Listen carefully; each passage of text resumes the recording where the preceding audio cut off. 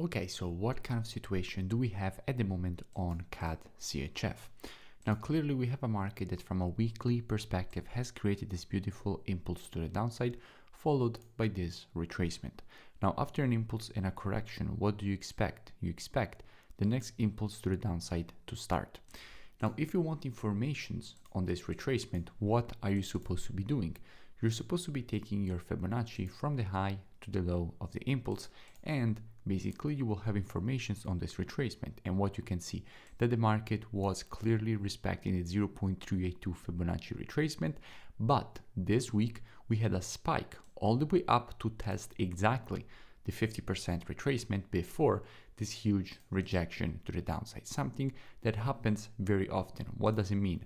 Why does this happen very often? Because first, the market will show you that it is rejecting basically the 0.382.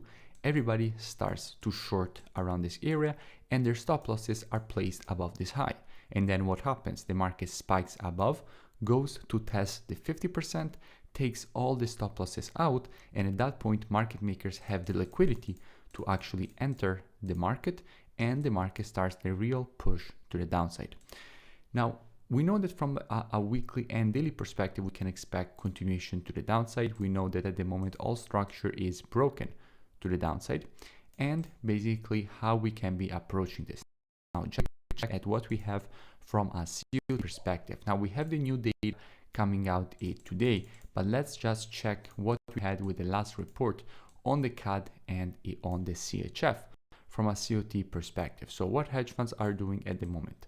Now on the CAD, what kind of situation we have? They have been adding both in longs and shorts. In fact, net positions more or less remain the same with 198k long positions and 43k is short positions. So 19k in longs and 43k is shorts on the CAD. So basically we have a higher short exposure with 36% short. Now, from a CHF perspective, what do we have?